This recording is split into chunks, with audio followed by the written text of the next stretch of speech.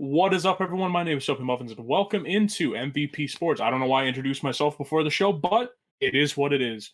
I am joined today by my wonderful co-host, Dave Oster. Hey, everybody. Dave, how you doing today? Oh, you know what? Doing solid. No complaints here. It's super nice. A little bit of afternoon thunderstorm, but all cleared up. All happy again. Well, you should be happy that it's raining because it's like 90 degrees here, and it is way too hot for me as a fat boy. Fat boy summer, not this year. I mean, how am I? I mean, hey, this is gonna help me with my beach bod, Dave. I'm gonna sweat it out. I'm gonna be real stinky during it, but man, let me tell you, beach bod for life. True. All right, so maybe fat boy summer. I know. There was another summer that was proclaimed already, but yeah, we're not. Maybe we're willing to share. Yeah, we're gonna kind of stray away from that type of summer. That looked a little too suspect. But let's get into housekeeping for today before we get into this wonderful show. If you'd like to join one of the best communities on the internet? Oh, it's available to you. Go into Twitch chat, type !Discord. The link will pop up, or check the YouTube description. It should be in there as well. Want to support us in a monetary value? Well, you are able to at patreon.com/MVPvids. There are 4 tiers you can join: bronze, silver, gold, and platinum. Platinum level, the highest paid tier one about $25, but once you do that, you are able to be shouted out on video, like our Patreon sponsor, Pat Hill. Thank you, Pat. We really appreciate you. Thank you. Want to watch this live on Twitch? Well, we're live right now. Well, at the time of recording this, at twitch.tv/MVPvids. There, you can interact with us. Sometimes, if I decide to read chat, sometimes I do, sometimes I don't. But who knows? And if you want to watch this because you missed the show during it, well, you can watch us on youtube.com/MVPsports. Sorry, I keep getting it mixed up since we have 2 different names technically, but it's true. That is fine. Dave, let's move into the first topic. And the first one, we're talking about the Nets today. Yep. With the Nets, we got the wonderful news. Kevin Durant, sorry, I had to say it like the Nets announcer does. Yeah. Kevin Durant is coming back, but it comes with also sad news of James Harden's out once again. Dave, are we ever going to see the big 3 play together before the playoffs, or are we just going to have to be like, man, I can't wait? I'm going to guess we'll see maybe like 5 games total of them during this regular season before the end of the season. And that's being optimistic because there's a lot going on. And obviously, Kyrie's doing his thing. KD coming off of a pretty big injury, obviously. And now James with his situation, his injury. So it's like, you got to kind of balance, like, what's the worth of them playing together on the court during the regular season? Like, this is a Nets team who, if 2 of the guys are out there, they're potentially the best team in the East already. So, I mean, there's no need to rush. This is a very much a situation where we're just kind of like, hey, by the time the games actually matter, we'll go ahead and take care of business. But in the meantime, load management is the key here. We just saw Sham Shinarnia tweet about Kevin Durant not starting, coming off the bench, which I don't know about you, that does kind of strike me as a weird thing, right? Like, I know coming off an injury, but off the bench? Yeah, I think it may just be to kind of, ease him back in a little bit, especially, if I remember correctly, he had something wrong with the same leg that he hurt before, if I remember correctly. Mm-hmm. Yeah, so maybe it's like, we may not be sure he's 100%. Like, we want to ease him in, kind of test the waters a little bit. I think that's what this move may be for. I just want to know how many more 40-point games are we going to get from literally any of these 3 when they play. I mean, I honestly think every night is an opportunity for a 40-point game. There is no stopping that offense. They're literally the best 3 players we've ever seen on a team before. And I know that that's sacrilege to say. LeBron James, was on a team with Bosh and Wade. And we saw Curry, Durant, and either, some people want to say Thompson, some people want to say Draymond Green. I choose to say, whatever helps you feel better. These 3 are by far the most talented 3 players ever on a team together in the history of the NBA. Outside of, the dream team.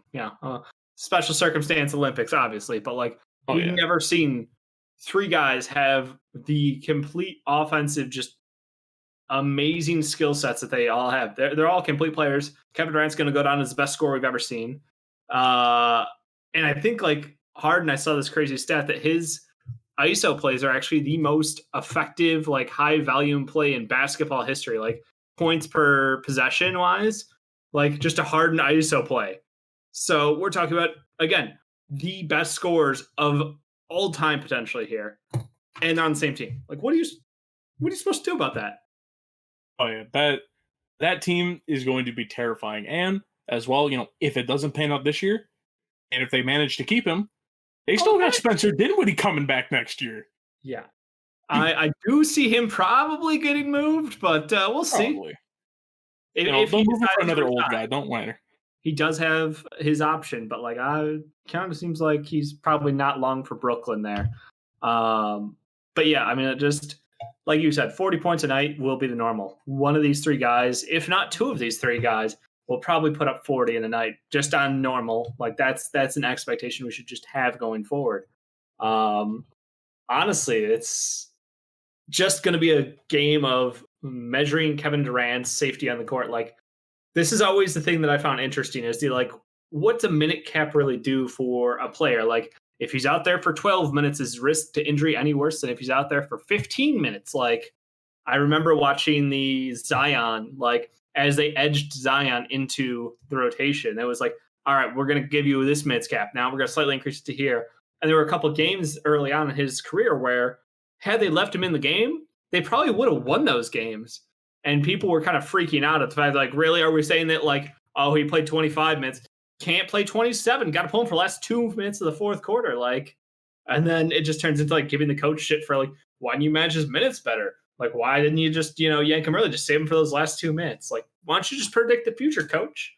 I don't know. The whole idea of minutes restrictions to me always seems like a lose lose. I don't know about. I'm curious to hear your take on like how can they safely bring him back without playing too much into that game.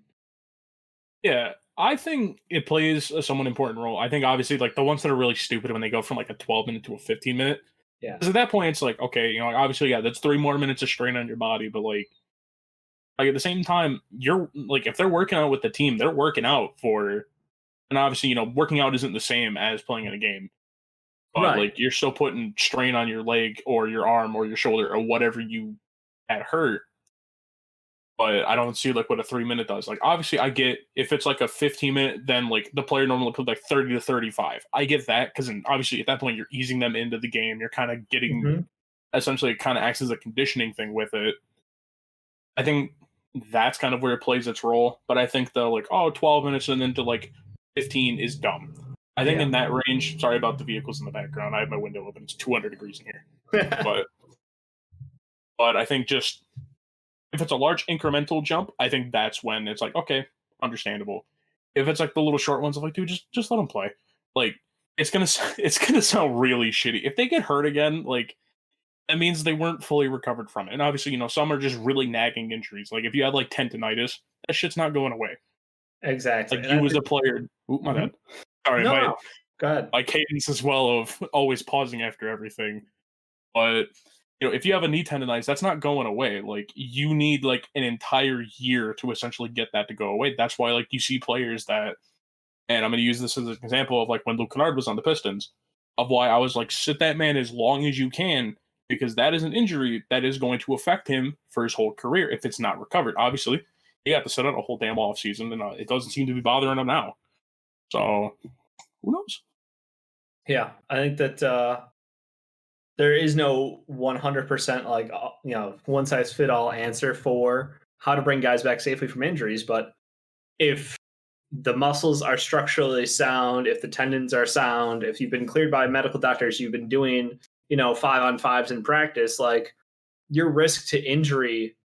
I'm trying to think of a situation where someone was brought back too early and re-injured something that was like they'd already been medically cleared from. I honestly I'm struggling, and maybe there's an obvious answer off the top of my head that I'm not seeing, but like there's freak injuries. Like no one can account for what happened to Paul George's leg or Gordon Hayward's leg. Like those are freak injuries. Those don't even count. But guess what? When they came back, after their full time off, like they're fine. So it just comes down to that question of like with these injuries, I don't know. I don't think they're in any rush. That's my end thought is the Nets are in no rush to get these guys back. They're the best team in the East by far. It's not even frankly close. And really it would take a miracle for another team to win a best of 7 against all three of them. So you got, what is it? Today's the 7th. You got a handful of games left this season. play him out. You'll still be a top 3 team regardless of what happens. And then you hit the playoffs running with all them firing on all cylinders. That team is going to be absolutely terrifying going into playoffs. But we're going to move into our next topic, Dave. This is kind of just a sort of like a shoot the shit type of topic. So obviously, free agency is coming up sometime this year. Once the season is over, and I had the wonderful thought of there are some players that I think would fit better on certain teams if they were to actually move. Mm-hmm. So I was like, okay, let's just have this conversation. If I'll start off with you, is there a player you can think of that's on a team that's a free agent? We're including restricted free agents that we essentially know are probably going to get re-signed. Mm-hmm. But is there a player that you can think of that you're just like, I want to see this player on a new team? I want Chris his option and join the Chicago Bulls. Like, that's the easiest thing ever. Like, Chris Paul is someone who, for the longest part of his career, he was known as a guy who just doesn't have enough to take your team over the top. That Clippers team always struggled in the playoffs. They never could get over the hill. But he goes to Houston, has a phenomenal time there. Again, his injuries literally cut him out of winning a championship there. Goes to OKC as a lost, look at this horrible contract. And he takes a young group of fucking kids, basically, literally like 21, 22-year-old kids into the playoffs. And I mean, the value of him being a leader in that locker room, him as a mentor to Shai Gilgeous-Alexander, was massive. And now we see this offseason, he's over on the Suns. And guess what? This is the best Suns team we have seen since literally like the 7 seconds or less Suns. This is way, way, way, way improved from where they were last year. Their defense, all the small detail, the turnovers are down. Devin Booker's playing true shooting guard Devin Booker. He's not having to be the point guard, the shooting guard, the offensive, initiation 100% of the time. We're seeing just a massive change on everything and their style of play. And I think a lot of it is due to Chris Paul and what he brings to a team with his leadership, his style, his attention to detail, and the fact that he's in there every day trying to make his teammates better. And that is exactly what a team like Chicago needs in a point guard. We would get Chris Paul, and I think our team would instantly jump into the conversation in fourth place in the East. Like, I absolutely do. With the addition of Vucevic at the end of this year, another year of the Paul getting better, like, Chris Paul could be the centerpiece. And I know I'm going to sound crazy for saying Chris Paul would turn down $40 million from Phoenix, but that's not the point here. The point is, who would he help the most? Chicago Bulls.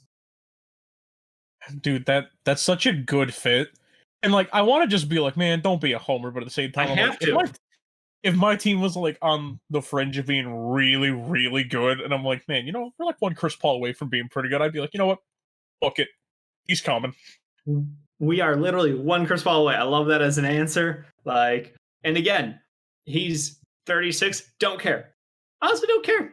Like, the age isn't a thing to me. We literally, if we have a point guard who is above average, we are an absolute fucking nightmare in the playoffs, because guess what? We have two of the top scorers between Vucevic and Levine. We got a young defender on the wing. We've got a veteran defender in Thad Young. Like, our roster is so fucking ready to go right now. We just don't have a point guard. Like, it's that blatantly obvious. So if you add the best point guard on the market, that would make the most sense to me. Obviously, the backup plan, Kyle Lowry, wouldn't be a bad addition. I just like Chris Paul more. I think he's got a better record doing this. Kyle obviously has some injuries more recently. And, he's got heart, which, I just don't see the connection to Chicago. Like, if I'm fantasy booking it, Chris Paul, Chicago could work. Kyle Lowry, if he's going somewhere, it's like he's going to Miami, he's going to LA, he's going to maybe Philadelphia. Like, there's not really a chance. There could be a chance, Chris Paul. Yeah. And as well with that, speaking about the Suns from earlier, my first player is actually a player from that team. Oh, really? I'd like to see what DeAndre Ayton could do on another team. I think, and obviously, I think he's a free agent next year. I'm trying to remember what his deal is. This is his third year of his deal. So next year would be his fourth and final year of his rookie deal. Yeah. And I know, obviously, technically I'm cheating by doing this, but fuck it, it's my segment, my role. Sure. But I'd like to see what Ayton could do on another team. And it's, and I don't want to say like, oh, the Suns are holding Ayton back, because like, obviously you got to fill a role in a team. It's not hero ball, especially if you're in a Chris Paul team. It's a no, you are not playing hero ball because Chris Paul will chew your ass out and be like, no, we're Yeah, playing this style because this works. exactly. And I don't want to say Aiton's being held back by it, but like just look, obviously, I don't watch every Suns game, so if I'm wrong about this, please correct me. Hmm. But it seems like at times Aiton's not being used in the way that I think he should be. I think Aiton's one of those players of like, you can't tell me someone that like physically gifted and that terrifying to look at, that muscular frame. You can't tell me that guy should just be like running around a little bit, just being like, I'm here. It's like, obviously, I understand, he made like his post game, it's still good, Oh but yeah, like, it's not to the point of like what we want. But I think it's also because he's not really be given the opportunities to like basically test his metal in the paint. And I yeah. think he could get that on another team. I don't know exactly what team, to be honest, because I'm trying to think. I think a young team would be the one to take a shot on him. I almost was going to be like, oh, Magic. And I'm like, wait. I I'm was like, like, you know who loves centers? The Orlando Magic love centers. I mean, true, but also the Pistons love centers. Oh, okay. I So you don't get want your to. homer pick. Sure, go ahead. Take. I mean, I wouldn't turn down Aiden if I had a chance, but I don't. It's really hard for me to think of a team because like every team I think of, I'm like, I was like Celtics. I'm like, I don't think he would go there. I'm like mostly because they'd be like, nope, don't want him. We're I gonna could pick some other guy that don't see, matter. if I may, I think I see a team out there that could work a sign-in trade maybe with certain Jonas Valanciunas Oh and the God. Memphis Grizzlies. Much more playoff ready. He is already in his prime. He is a walking double double. He is. I don't want to say like he's a better player today than Yeah. DeAndre Ayton. The upside gamble is always Ayton should be better as a top pick in the draft. With his physical upside, but JV is just a better player today.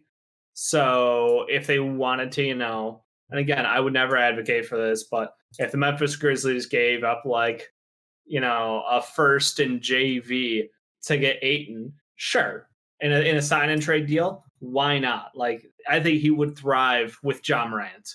I think that would be a phenomenal pairing.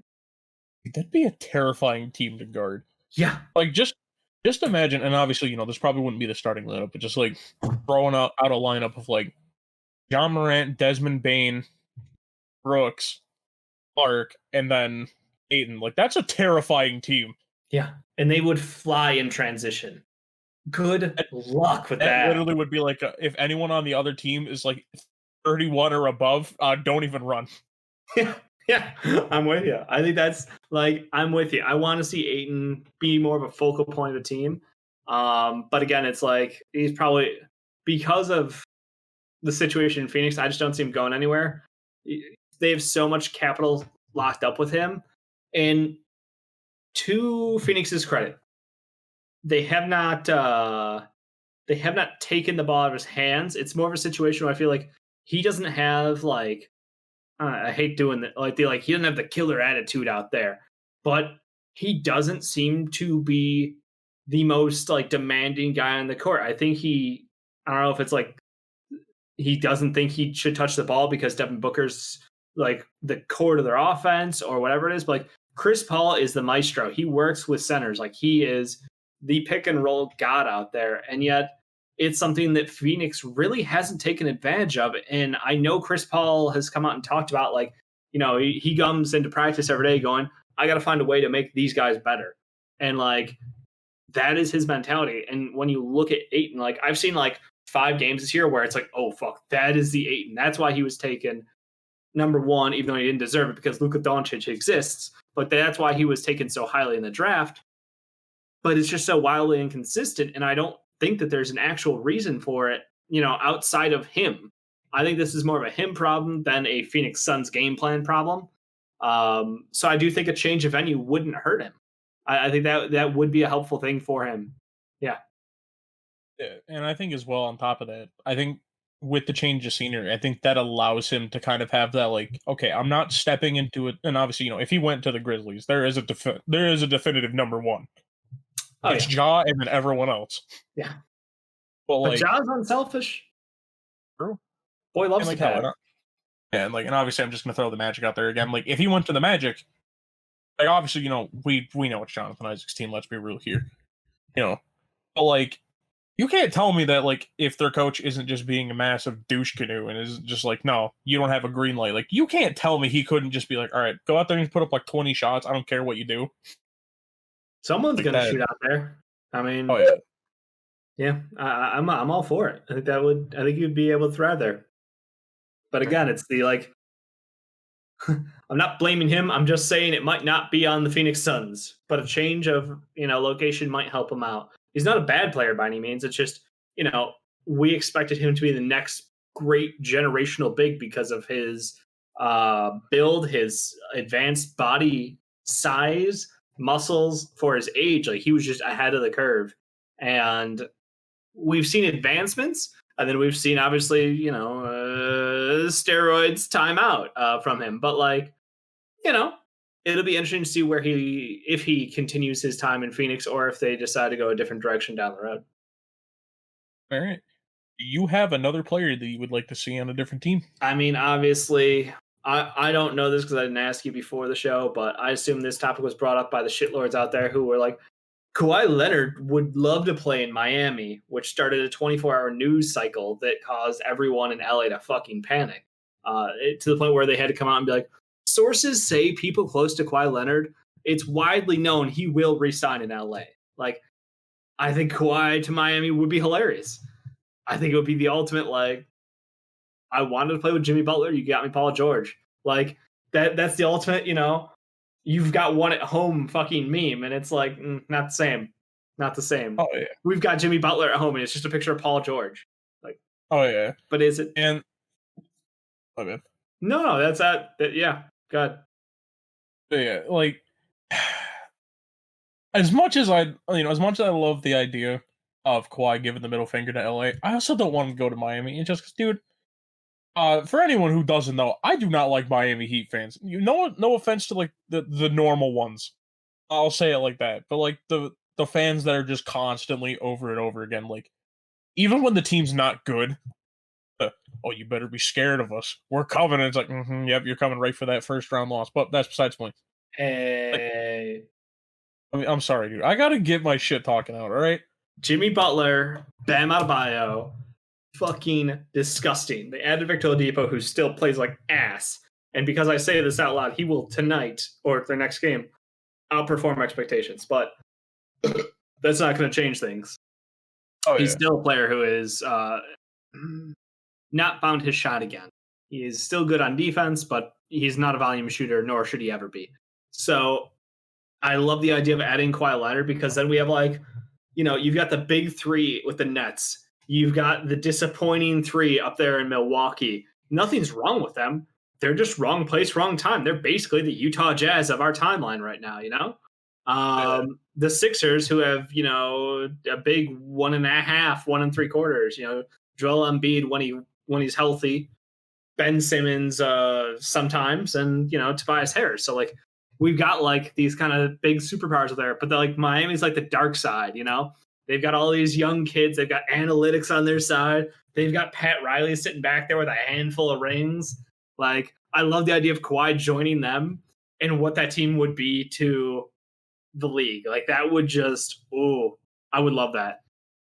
Yeah, that would be a terrifying team to even try to score on in general. Because that's what I'm saying. All-time defense team right there. That is Jimmy Butler, Victor Oladipo, Kawhi Leonard, Bam Adebayo. What the actual decide to throw a point guard? What the fuck? Lowry signs on a vet min just to be right here, league, right here. Have fun scoring above 50. That would be the all-time greatest defense ever seen.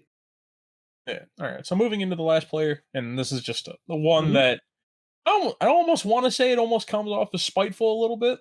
Oh no! I kind of want to see Melo on a good team. What? I really want to see Melo get a ring. All right.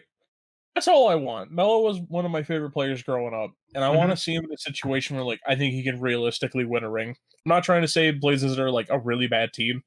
No. I think they're a good team, but I don't think they're a team that, pushes the boundary of like, oh, this is a dark horse like the Heat, where it's like, I think this team's going to run into the same wall it always runs into. Yeah. Of Dame will carry you as far as his back will carry him. Yeah. The only problem is everything else around him seems to fall apart. I mean, it's like Dame could drop 50 and his team will still lose by like 15. Yeah. Now they're a tragedy, and I mean the injuries in the last 3 years have been just. I don't even like. You have no one to blame. Like, I want to be mad at someone for their failures, but you can't. Dame's played like an All NBA, like literally a top 3-point guard for the last 3 years, and there's not a thing he can show for it because his body, his teammates' bodies just give out. Like, it's rough. Where are you thinking for Melo? I don't disagree, but where are you thinking? See, that's where I'm having the trouble with it because obviously, as much as I want to do the old man to the Nets joke again, would he do that to New York? Maybe, dude. Who knows? I mean, to be fair, on his way out, Knicks fans were giving him a lot of shit on his way out. Yeah, so this could be the ultimate middle finger of like, hey, I did bring a ring to New York. Oh. Obviously, not off of his back, but kind of riding the coattails a little bit. Yeah. I think just any of like the major title contenders, I think could be a team that could use him. Obviously, I want to say like the Lakers because right now they kind of are just in need of essentially really anything. Who would you rather have, Kyle Kuzma or Carmelo Anthony? Dude, you're making me choose from a player I love and a player I don't like at all. I know, but they do similar things. I probably have to say Kuzma. Okay. And it pains me to say that. Just to clarify, for the Lakers. Yeah. Okay. Yeah, for the Lakers.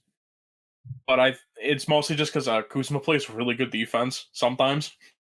There's actually times it's surprising of where he, like, obviously, I don't think, like, there have been times when I've tuned into Lakers games where I'm like, Kuzma's not a turnstile right now. Like, obviously, it's, once in a blue moon. Yep. But there have been times those blue moons have been on pretty good times. I'll allow it. Yeah, so I think I just want to see Melo get a ring. That's really it. Like, I don't care if he goes to the Nets and adds to that. I don't care if he goes to the Lakers or Clippers and rides one of those big twos to the finals. Like, I don't really care. I just want to see Melo get a ring. But moving into the last topic, Dave, we're talking about my team. A team that's near and dear to my heart. A team that absolutely sucks.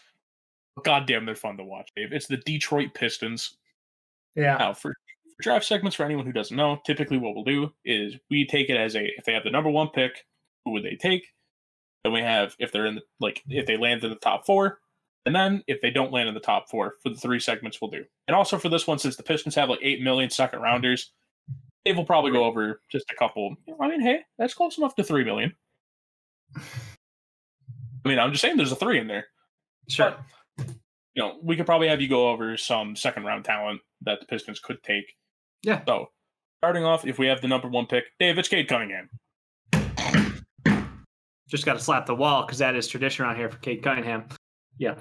If you guys haven't seen Cade Cunningham or living under a rock, the man is 6'8", shoots everywhere on the court. Literally, no spot is bad for him. He's hell of a floor general too. So basically, people are giving him the Luka Light compliment or comparison. I don't think that's quite accurate, but you know what? We don't know till we see him on the court with NBA level talent. Did finish the season well. Proved a lot of people wrong as far as him being willing to take over games, take the last shot, and be the big man on the team. So I think it would take a lot to remove him from the number 1 overall selection in any team's mind. Even though there's some absolute slanderous piece out there right now saying NBA GMs are considering Jalen Suggs number 1 overall. And I just fucking laughed because the only guy who fucking released that article is Jalen Suggs' agent. No one else believes that. Yeah. And obviously, if I'm a Pistons fan, there's only 2 names I'm listening to, and one of them is literally only if like something happened with Cade that I'd be like, okay, questionable. Which would be Evan someone Mobley. hit Cade with a car tomorrow, and he told me there's a 50% chance he recovers, I would still probably take Cade Cunningham number 1 overall. True. And I'm not wishing anything bad on him. I'm just saying, like, he has got what it takes to be generational talent. So it would take a lot to dissuade me. Like, if he's a terrible person, we find out, like, he does something awful off the, I want to say field, but it's court, off the court. then yeah, sure. I have no problem if it's a character concern. Like if you want to pass on him for that, but like athletically, whatever. He's so fucking good at basketball, you know? Yeah. And as well, kind of the first overall spot, like we have both said, it is staying Cade. We can kind of just move on from that. Yep. Outside of the top four, and the only reason I'm going to say this one massively depends for me, if it's the second, it's Mobley. If it's the third, it's Green. Really? And the only reason that I would say, like, I would take like Mobley over Green is just because the fact of, and don't get me wrong, I love this man to death because I will sing this man's praises until the day I die with Isaiah Stewart. I don't see his potential being like a starting caliber center. Or like he could be like a solid starter on like an okay team. I think he's going to be a really good bench center, and I think him someone like Mobley is going to be insane. The fact of obviously, Killian has come back and we've seen him in games, and it's been like, oh my god, like Killian still can't score. Like Killian's playmaking is actually crazy. Good. Yeah. Yeah. I was thrilled to see him back this season because that already beat my expectation. I thought he was going to be done for the year. Basically, it was the like he'll probably like be cleared like with about a month left. And at that point, are they going to let him return? And the answer was, hey, he got himself in game shape. He's ready to go. Like they let him play. He looked good. I was pretty happy to see that. Yeah, and as well, the main thing that has shined with him is that boy is a playmaker. Like, I think, I'm trying to remember what it was. I think it was, I don't remember which game it was, but I think it was someone said that if he'd gotten like 6 open shots made for his teammates. Yeah. And when I'd seen that, I was like, wow, if this team wasn't bad, we probably could have won the game.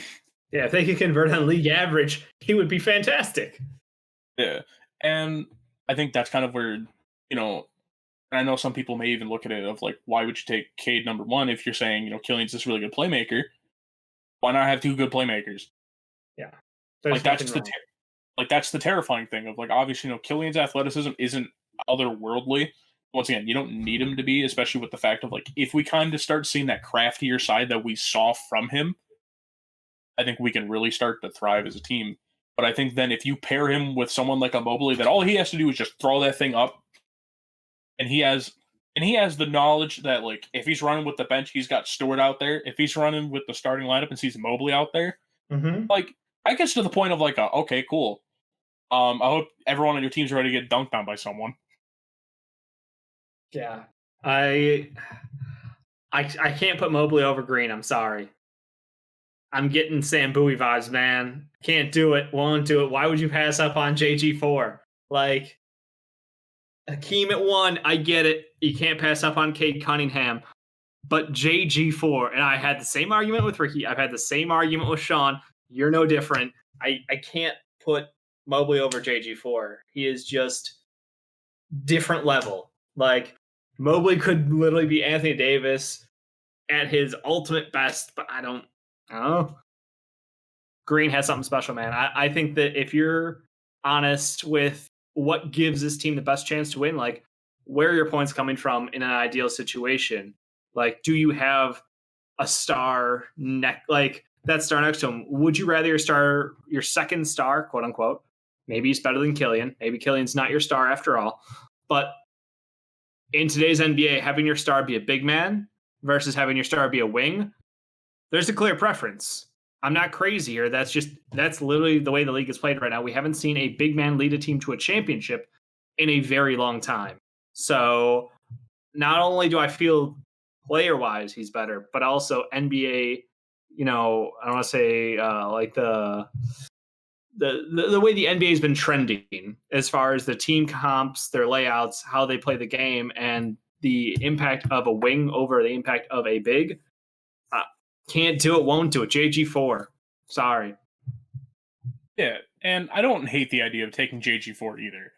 Like, my whole thought process of, like, literally, if I get any of those 3, I'm happy at the end of the day. Like, right. As you should be, yeah. Yeah, obviously, I don't exactly know how I would feel about Suggs on the team. I don't know how I feel about Kuminga on the team. Obviously, those ones would kind of be like a I'm not saying Suggs is a bad player when I say that. I do want to specify that. Like, I think Suggs is a wonderful player. I just don't Mhm. know his fit next to Killian. Because I think it's the other three, I think, play really well off of Killian himself and allow him to kind of play into that play style he's really good at. Mhm. But I think I think it's one of those three we aim for it. I think if we get a fourth spot, like, I'm fine with taking a Suggs or Kuminga, whatever. Mhm. But like, I think if we take a Kuminga, I feel like that kind of may be, and obviously I don't want this to be like a super overreaction bit. That may be us giving up on Sekou, which obviously we already seem like we've given up on him. I didn't Like, want to say that, but I'm glad you said that. it feels like we have. He doesn't play, and when he does play, like, he essentially is like he fucks up one time or like a get off the court. He's getting the Robert So Williams treatment, except you guys aren't competing for the playoffs and you don't have championship aspirations. I don't understand why his minutes are so low for the situation the Pistons are in. I don't have an don't answer. Dave, don't you want to watch Rodney McGruder play 25 minutes in the NBA? I no, no. Big old party pooper. I'm sorry. Yeah, I agree. Sekou needs to get either more minutes or he needs to be shipped. That's the answers. You guys have given up on him. That's fine. If you think he's Stanley Johnson 2.0, fine. Move on. Let some other team try to develop him because he still is a young kid with an NBA body. So I think we have to wait and see on that one. But I'm more curious what happens like worst case scenario. So you guys land outside the top five, which we've kind of locked in with, like we said, Cade, JG4, Mobley, Order DB, depending, Suggs and Kuminga. If you land outside of that section, now we're kind of in unsure waters. And even at five, some people are saying Kuminga isn't a lock to be the last of that five taken. Do you have a name outside there that you would like to see on your team, or do you think that he would be someone you guys would benefit from going after? Obviously, I'm gonna say the player that probably is like right on the outside of the top five or just in the top five Mhm. with Scotty Barnes. I wouldn't mind seeing him on this team. Yeah. Obviously, if he's anything like the comparison on NBA Wow. draft room, if he's anything like that, I mean, dude, fuck, there's no point. It's game over. I Uh, mean, Scotty Barnes is intriguing. He's got great defense. He's got good instincts, good body. He can facilitate to an extent. He's not a primary guy, but he can bounce the ball through, work the mid range. But the reason he's not a top pick in this class is because he can't create for himself. Like and again, you have to asterisk that with he's a Florida State kid. Could he do it on his own? We don't know. We will never know because Florida State doesn't let players play that way. Like they play to win games. This team basketball, and this is the same argument why we had watching players in years past. Literally, Devin Vassell, Patrick Williams, Man on the Clippers, Bacon. Like you go back and like this Florida State team, the guys who come out of there, none of them have the crazy numbers in college, but they're really, really well-rounded players who have that upside of like, dude, they already got the basics down. They're NBA level talent. Now you got to figure out how to like let them shine and see like what are they really outside of the like, cool, you're a plug and play like person. yeah, and as well, and obviously, I will openly admit I'm not super well versed in the draft.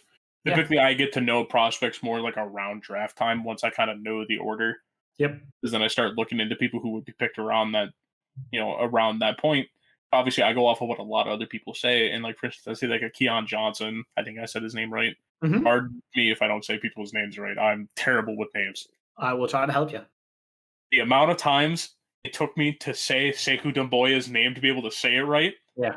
I wasn't one of those people like Dumbuyu. I wasn't one of those people because I heard at least one person say that. Like I got his name down pretty quick, Yeah. but like the amount of time I still can't spell Antetokounmpo. To be brutally honest. So Yeah. We yeah. practiced that for a long time, but also the best part about it is you just do the hard G to start it, just to piss off all the Milwaukee Bucks fans. Giannis. Oh, that even Oh. pisses me off, and I'm not even a. Yep. It gives me a little chills. Yeah. I mean, But yeah, essentially, just there's a lot of players in this draft I wouldn't mind. Obviously, like a Keon Johnson, Jaden Springer, you know, even Jalen Johnson, if he is, players that are essentially higher up in the draft. Obviously, if we just get absolutely shafted and I think end up right like now the some, worst you can drop, up to what, 5 spots, 4 spots. I think so. So yeah, worst case scenario is like you guys are at 7, right as of today with the standings as they stand. But if we're talking 7, 8, absolute worst case, like, are you looking for a wing still? Is that your like? I think Sadiq Bey looks great out there. Is he the future at the wing for you guys? Maybe. You seem to have a good backup point guard in Saban Lee for the next couple years at least. I love him. you Yeah. know, is there a certain position? You had mentioned bringing a center over. Like, would you guys be interested in someone who is raw but dominating the international scene in Sengun? Like, he is 18 years old and a fucking truck in the fucking post and like doing it against grown men. Like, does that interest you if you guys fall down? 'Cause I think he's someone who, as people get more eyes on close to the draft, they're going to start to be like, wait, he's this young and he's doing this to grown ass men? Like, really? And no one's paying attention to that?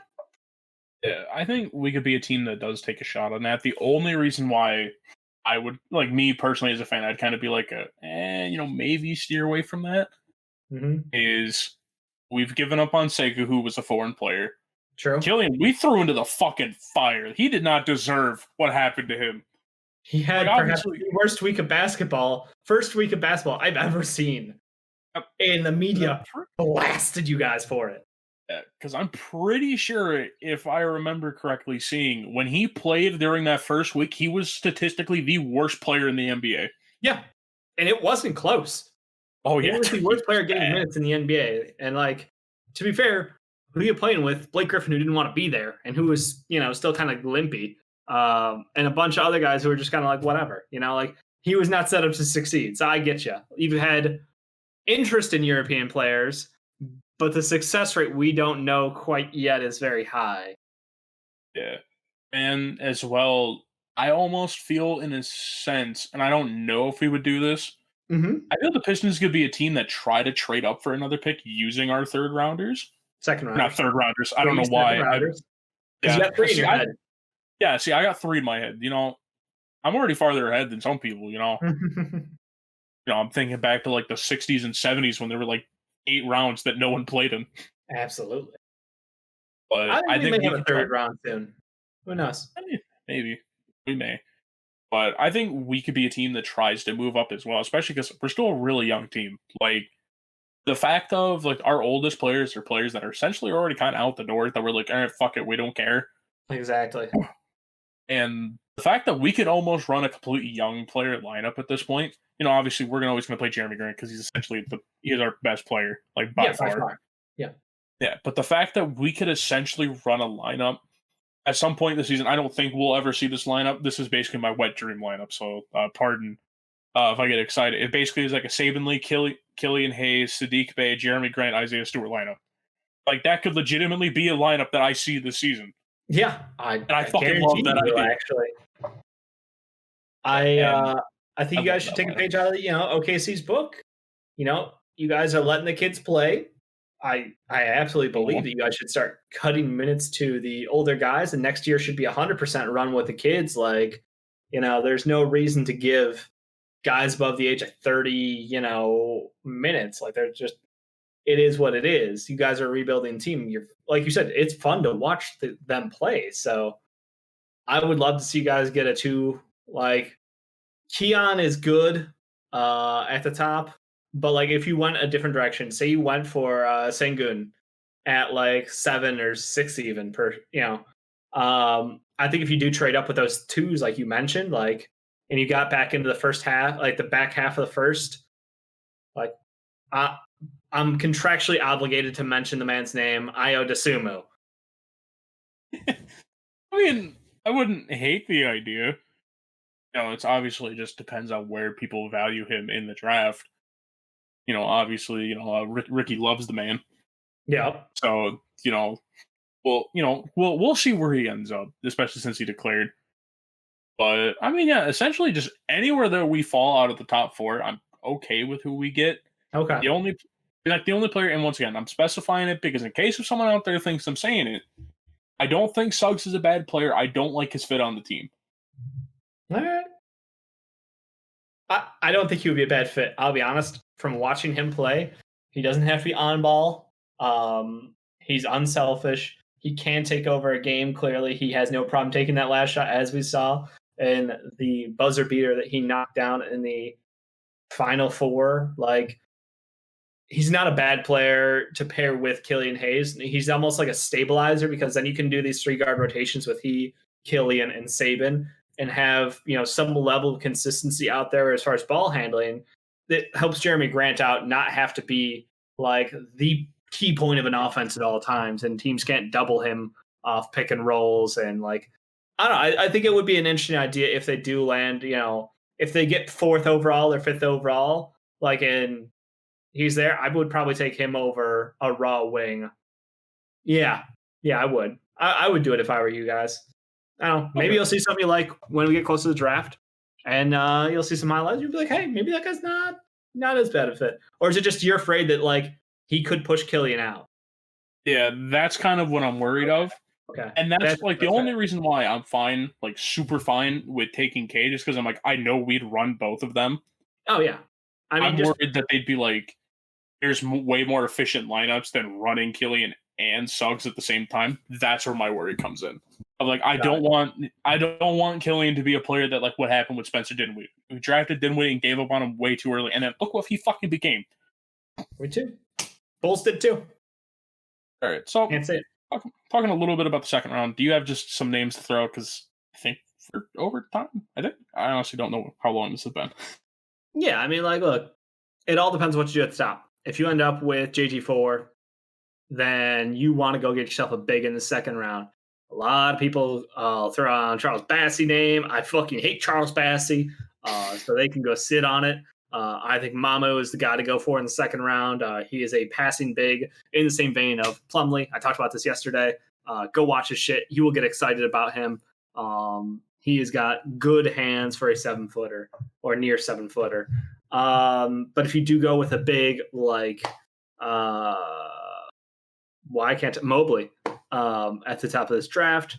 I could see guys going for there's a lot of guards in the second round who could fit that role for you.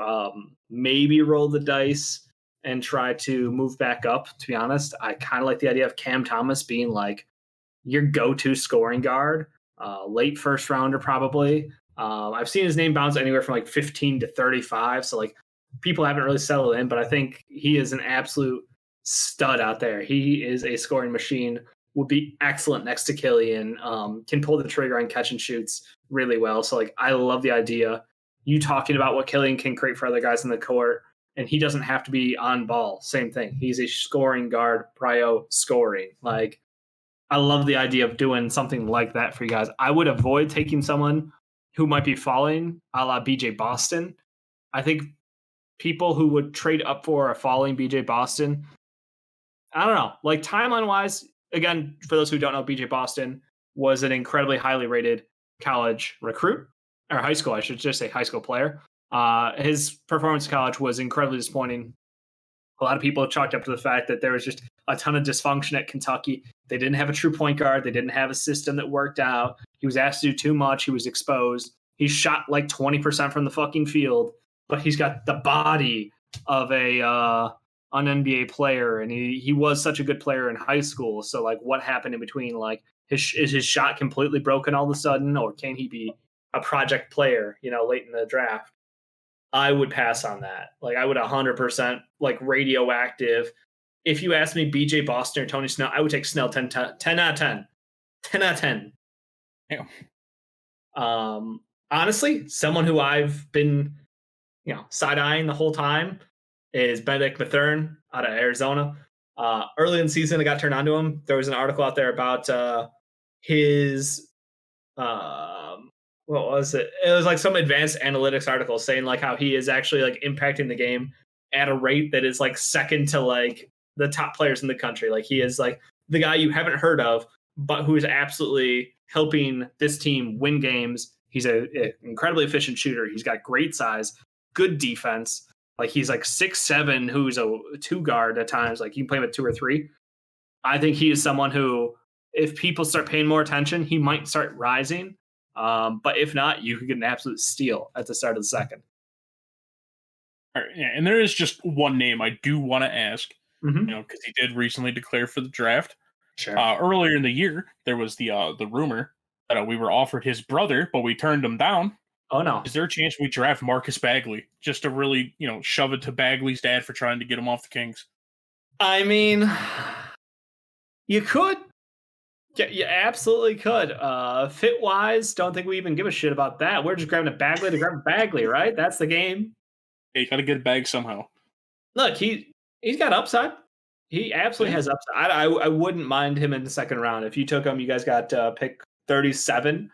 Sure, if you take Bagley at 37, I wouldn't have a problem with All right. So that is going to wrap it up today, guys. Thank you so much for watching. If you'd like to watch us live, we're live at twitch.tv/MVP vids Monday through Friday. Tomorrow, MVP Sports is going to be live the time we normally are with Dave Ricky, and I don't know who exactly is going to be there because I saw 2 different things. Might be me. Yeah. Okay. Yep, it's Ricky and Dave, not Ricky and I. My brain has decided to turn off. It's the outro. The cringe time has begun. So, yep, once again, want to check us out on Twitch? There you go. Check us out on YouTube, youtube.com/MVP Sports, where you can see uploads. You can see our wet boys for the day. Want to support us monetarily? Patreon, bronze, silver, gold, platinum, all the whole shebang. Thank you guys for tuning in, and we will see you guys next time. WPN.